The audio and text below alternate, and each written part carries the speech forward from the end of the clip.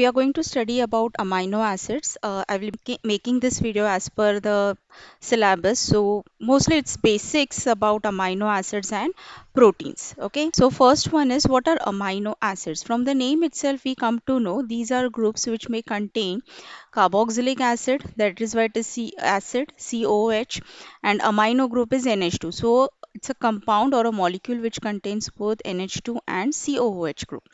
And amino acids, when you combine them, they give proteins. So basically proteins on hydrolysis give amino acids when they combine they give proteins.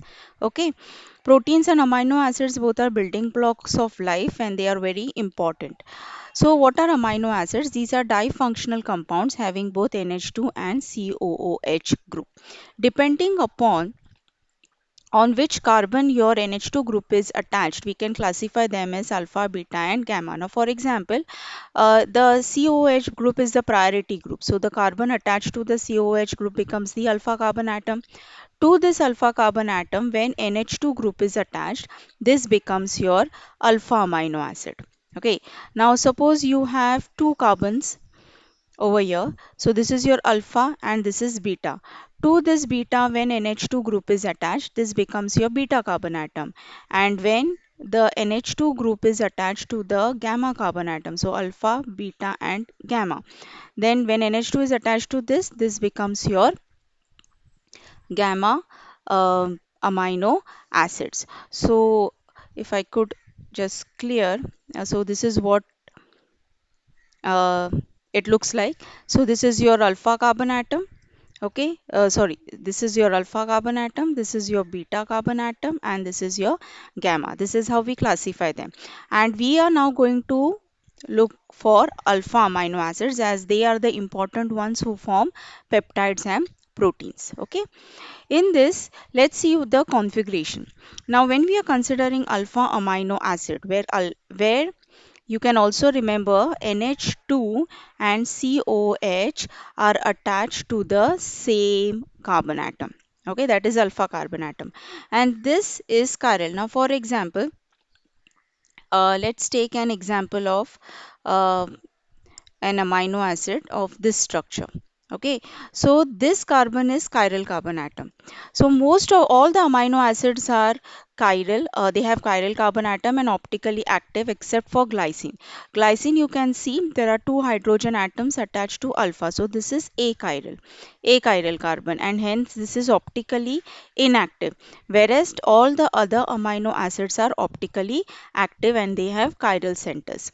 Also, we can the configurations can be D and L depending on the position of the NH2 group. So COH group is placed at the top and then you have NH2 group. If NH2 group is on the right hand side, so this can be anything. Okay, so when NH2 group is on the right hand side, this becomes D. When NH2 group is on the left hand side, so if I could just draw this, if this is on the left hand side, this becomes L, and you can see these are nothing but what mirror images of each other. So this is the configuration. The alpha amino acids can be represented by D and L notations. NH2 on right is D, NH2 on left is L amino acid. Okay, and this is one example, D-alanine and L-alanine.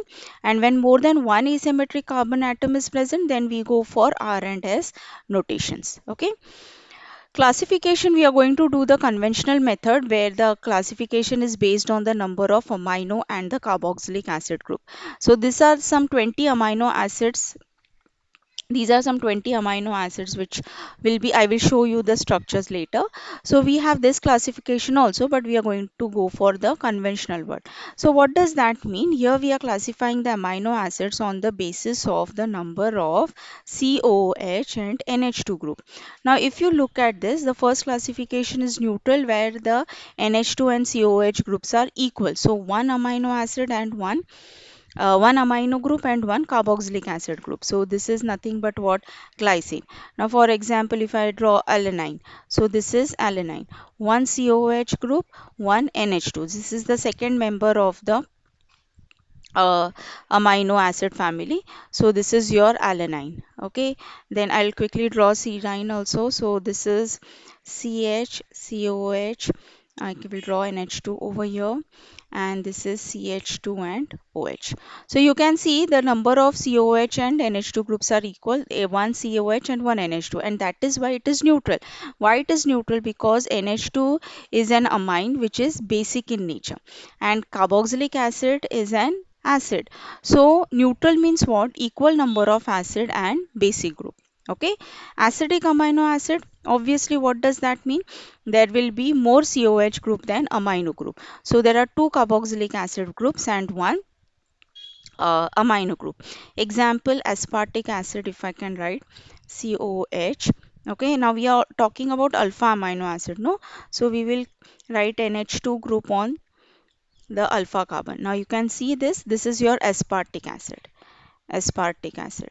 So you can see the number of NH2 group is 1, but there are 2 COH group. Similarly, you have glutamic acid.